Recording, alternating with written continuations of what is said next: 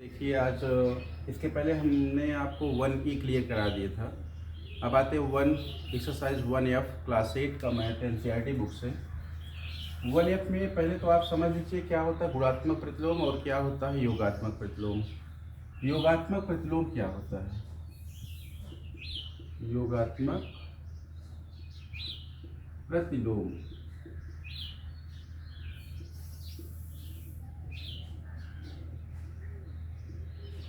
जैसे किसी संख्या में अगर ये +5 है, अगर इसका हम -5 से इसमें ऐड करा दें जिससे वैल्यू आ जाए 0 कट कर,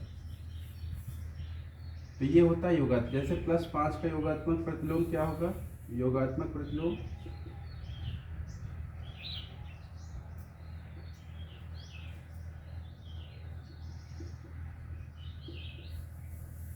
बराबर हो जाएगा ये -5। +5 है तो इसका योगात्मक प्रतिलोम -5 होगा।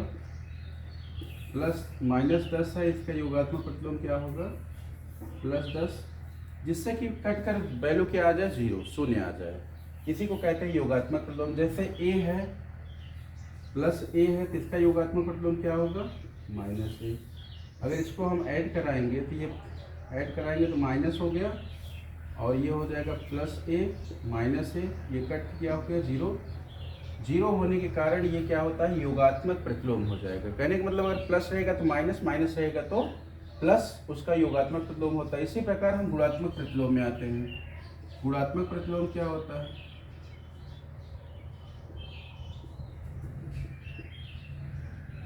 गुणात्मक प्रतिलोम जैसे दिया गया 5, इसका गुणात्मक प्रतिलोम हो जाएगा 1/5।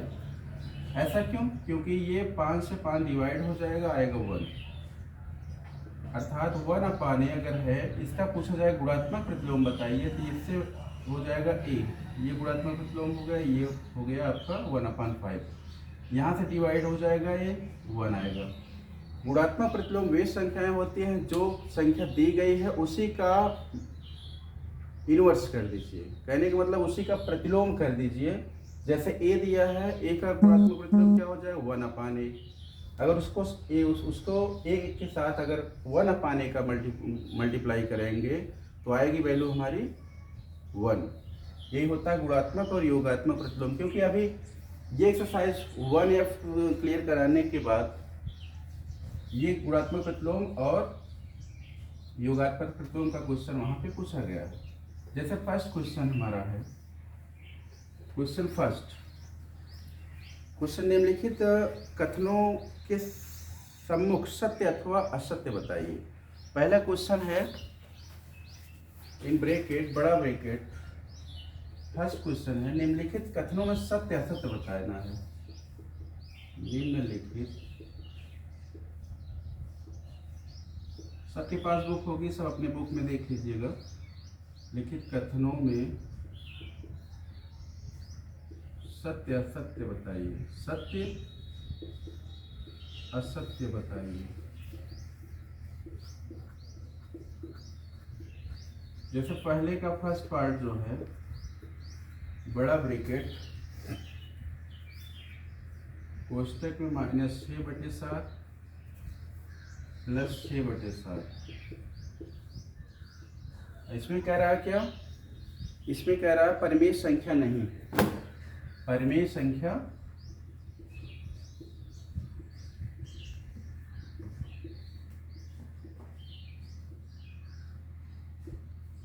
क्या ये सत्य कह रहा है? आपको ये बताना क्या ये सही बोल रहा है, जो क्वेश्चन कह रहा है क्या ये सत्य है या असत्य है।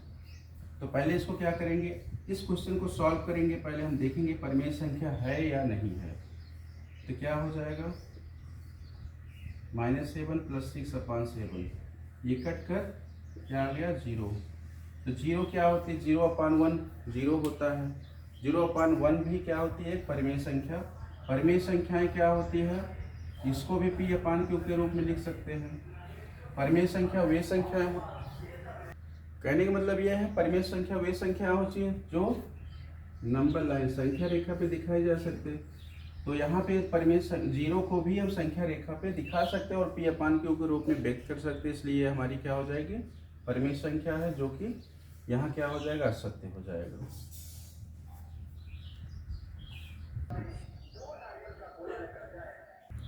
इस तरह हमारा ये क्वेश्चन आपका क्लियर हो जाता है। देखिए बच्चों, आप बुक में लिखे हैं, बोर्ड पे हम नहीं लिख रहे हैं। जैसे इसमें कह रहा है परिमेय संख्याओं का योग तत्समक अयोग शून्य होता है।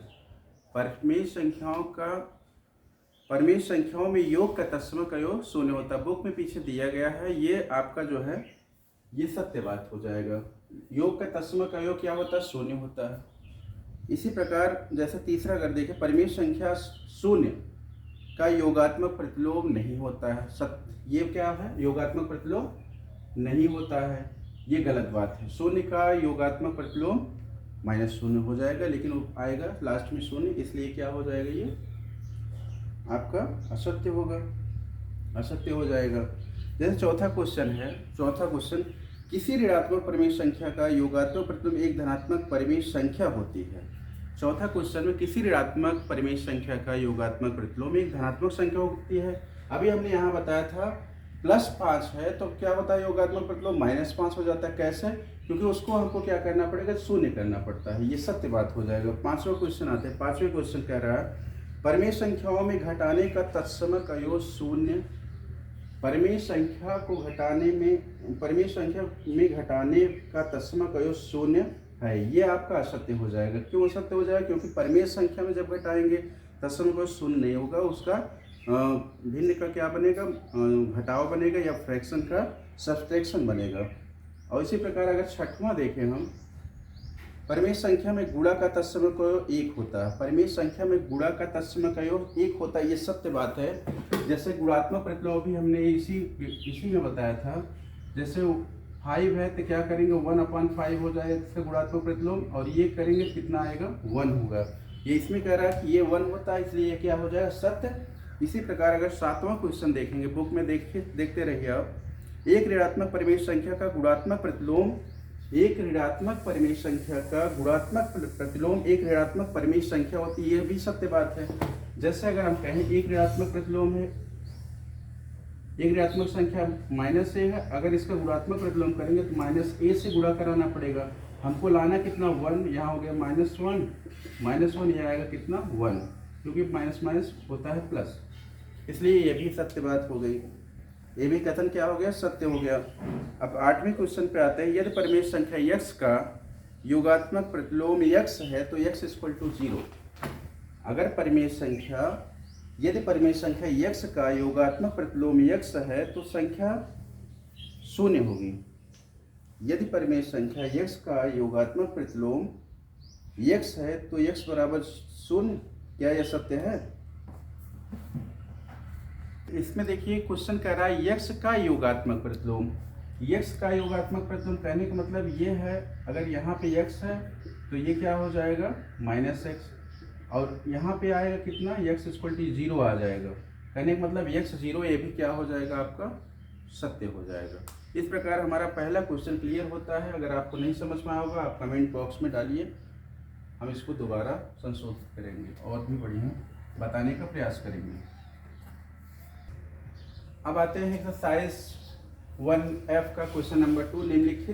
निम्नांकित को अपनी अभ्यास पुस्तिका पर उतार कर रिक्त स्थान की पूर्ति कीजिए।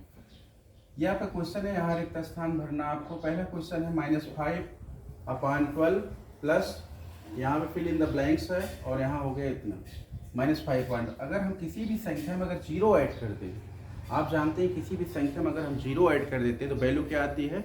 वही संख्या प्राप्त हो जाती है। इसी प्रकार अगर वही संख्या लाना है, क्योंकि यही सेम संख्या है तो यहाँ 0 ऐड करना पड़ेगा। इसी प्रकार अगर यहाँ देखें, आप देख रहे होंगे कि -4/5 है। अगर हम इसके साथ +4/5 कर दें तो हमारा क्या आ जाएगा? माइनस प्लस डिवाइड हो जाएगा।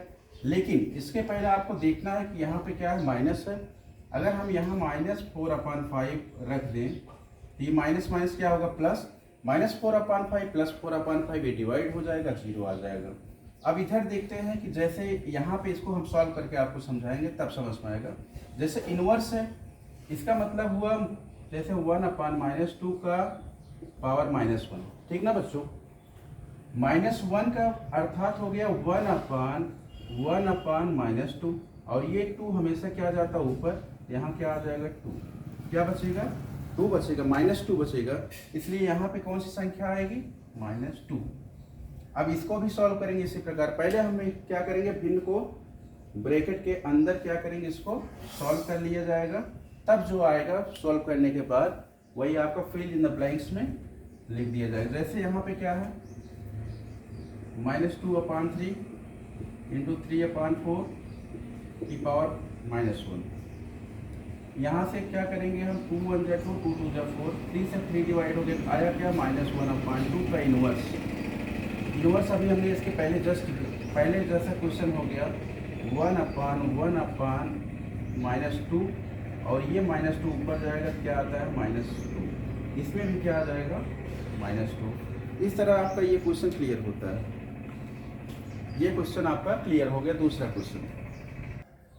इस प्रकार हम आते हैं आपका क्वेश्चन नंबर 3। प्रत्येक स्थिति में x का मान ज्ञात कीजिए। प्रत्येक स्थिति में x का मान ज्ञात कीजिए। आपका ये 6 क्वेश्चन दिए गए हैं, प्रत्येक स्थिति में x का मान ज्ञात करना है।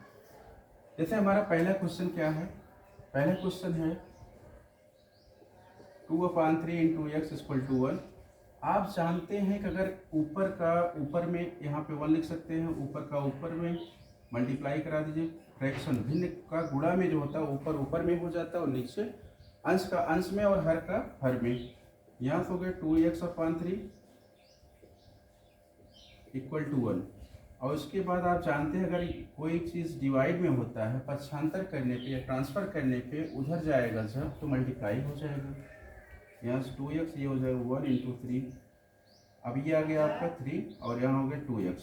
यहाँ से x इक्वल टू, अगर मल्टीप्लाई है तो अगर पक्षांतर करेंगे क्या होगा, डिवाइड। ये आपकी x की वैल्यू आ गई, और यही आपसे पूछा भी गया था। इसी प्रकार क्वेश्चन नंबर अगर 2 देखें, क्वेश्चन नंबर 2 क्या है, -3/4 प्लस x इक्वल टू 0। पहले तो हम ब्रैकेट को हटाएंगे, -3/4 प्लस x इक्वल टू क्या हो गया 0। यहाँ से अगर -3/4 को पक्षांतर करेंगे तो ये माइनस है, तो उधर जाएगा तो क्या हो जाएगा, प्लस हो जाएगा, तो ये हो जाएगा 3/4। ये आपका सेकंड क्वेश्चन का आंसर आ जाएगा। इसी प्रकार अगर हम थर्ड क्वेश्चन देखें, क्वेश्चन नंबर 3, इसमें क्या होगा, x इंटू -5/4 इक्वल टू 1 है।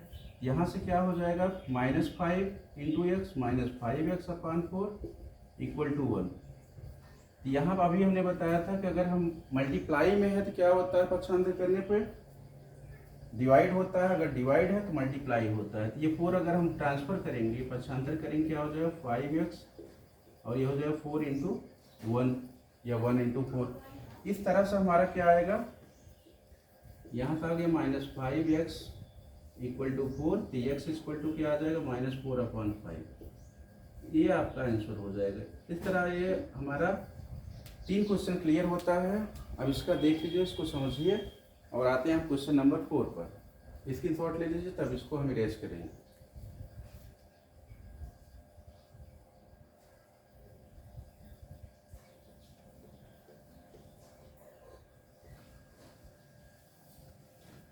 क्वेश्चन नंबर 4, क्वेश्चन नंबर 4 क्या है, कह रहा है x इंटू -6/-7 इक्वल टू 1।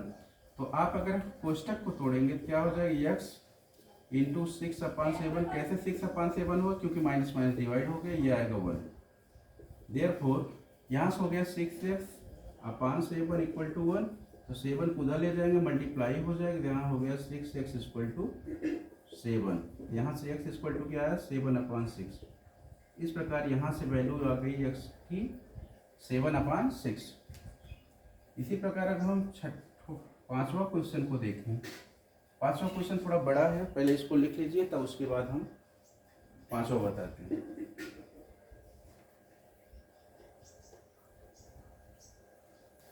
जैसे 5वां क्वेश्चन है -5/4 in bracket into 4/-5 equal to x। क्या करेंगे, कोष्टक को हटा दीजिए पहले। ये हो गया -5/4 इंटू 4/-5 इक्वल टू x। यहाँ से ये डिवाइड हो गया, ये यहाँ से ये डिवाइड हो गया, बचा क्या x इक्वल टू 1, और यही आपका आंसर हो जाएगा। इसी प्रकार अगर हम छठवां क्वेश्चन देखें, question number 6, -7/6 plus 7/6 equal to x। आप जानते हैं अगर प्लस माइनस रहेगा तो ये कट जाता है, सेम सेम वैल्यू, तो x इक्वल टू क्या आ गया 1, ये आपका आंसर हो गया। इस तरह हमारा क्वेश्चन नंबर 3 कंप्लीट होता है। आप इसका स्क्रीनशॉट लीजिए और अच्छे से समझिए। बच्चों अब आते हैं क्वेश्चन नंबर 4 पे। अभी इसके पहले हमने आपको बताया था योगात्मक प्रतिलोम और गुणात्मक प्रतिलोम होता क्या है।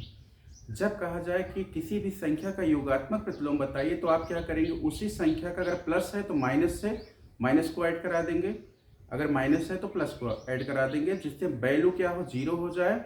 और जीरो ही करना हमारा, जो संख्या जीरो कर रही है उस संख्या को, उसी को कहते हैं योगात्मक प्रतिलोम। जैसे यहाँ पे फर्स्ट क्वेश्चन है 1/2 का योगात्मक प्रतिलोम क्या होगा, प्रतिलोम बताइए। 1/2 का योगात्मक प्रतिलोम क्या हो जाएगा, अगर ये प्लस है, प्लस 1/2 है तो यहाँ हो जाएगा -1/2। ये कैसे आप प्रूव करेंगे, इसको प्रूव करने के लिए यहाँ पे अगर हम इसको ऐड करा दें इसी के साथ, तो ऐड कराएंगे तो माइनस प्लस और माइनस क्या होता है, माइनस हो जाएगा और जीरो आएगा, तो योगात्मक प्रतिलोम हमारा क्या आ गया, आपका आ गया योगात्मक प्रतिलोम -1/2। इसी प्रकार क्वेश्चन नंबर 2 का, जैसे 2 में क्या करें, -3/8 का योगात्मक प्रतिलोम, क्या होगा,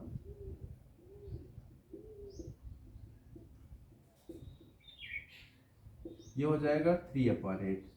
इसको भी ऐसे जोड़ेंगे, जीरो आ जाएगा।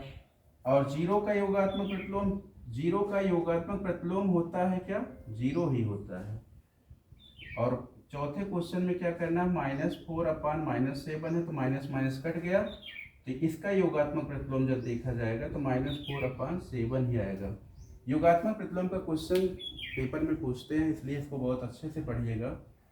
और बहुत ही इजी होता है, अगर प्लस में है तो वही संख्या माइनस में हो जाएगी, माइनस में है तो प्लस में हो जाएगी, यही योगात्मक प्रतिलोम होता है। अब आते हैं क्वेश्चन नंबर 5 पर। निम्नलिखित संख्याओं का गुणात्मक प्रतिलोम बताइए। गुणात्मक, इसमें योगात्मक नहीं, गुणात्मक कर रहा है। क्या कर रहा है, गुणात्मक कर रहा है। अर्थात जैसे पहले इसको समझ लीजिए, गुणात्मक प्रतिलोम होता क्या है। जैसे a है कोई संख्या, अगर कहा जाए इसका गुणात्मक प्रतिलोम बताइए तो गुणात्मक प्रतिलोम हो जाएगा 1/a। ऐसा क्यों होता है,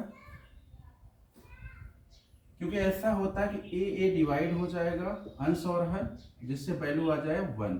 इसी प्रकार हमारा क्वेश्चन नंबर फर्स्ट क्या है, 8/13 है। अगर इसका कहा जाए गुणात्मक प्रतिलोम बताइए, इसी का विपरीत कर दीजिए, 13/8 कर दीजिए, 8 से 8 डिवाइड हो जाएगा और 13 आएगा, आंसर 1 आ जाएगा। गुणात्मक प्रतिलोम क्या हो गया, ये हो गया।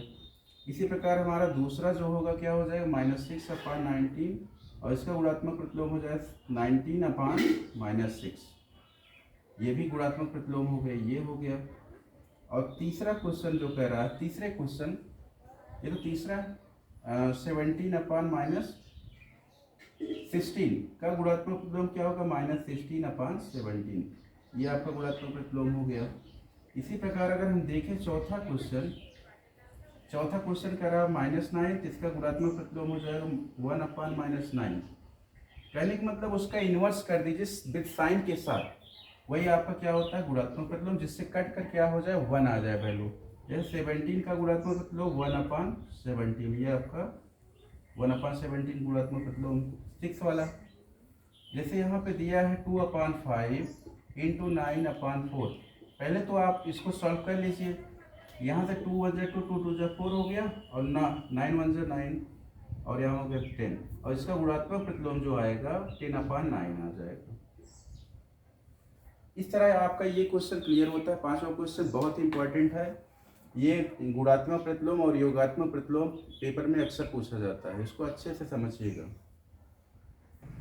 देखिए अब आते हैं क्वेश्चन नंबर 6 पर। सरल कीजिए। आप जानते हैं कि किसी भी संख्या में अगर 0 का मल्टीप्लाई कर दे तो वैल्यू कितनी आती है, 0 आएगी। यहाँ भी आपकी संख्या है, इतना ये बड़ा क्वेश्चन देखने में लग रहा है, लेकिन आप देख रहे होंगे यहाँ पे क्या है, 0 का मल्टीप्लाई है। किसी भी संख्या में अगर 0 का मल्टीप्लाई करते हैं तो 0 आता है। यहाँ कुछ नहीं करना, बस आपको सॉल्व नहीं करना है, डायरेक्ट आपको लिख देना 0, क्योंकि यहाँ लिख देना किसी भी संख्या में 0 का मल्टीप्लाई या 0 से गुणा करने पे वैल्यू क्या आती है, 0 आ जाती है। इस तरह बच्चों आपका ये एक्सरसाइज कंप्लीट हुआ। नेक्स्ट एक्सरसाइज हम नेक्स्ट डे कराएंगे। और पर डे आपका एक एक एक्सरसाइज हम डालते रहेंगे। आप क्रमशः अल्टरनेट देखते रहिए। आप इस वीडियो को क्रमशः देखते रहिए। धन्यवाद।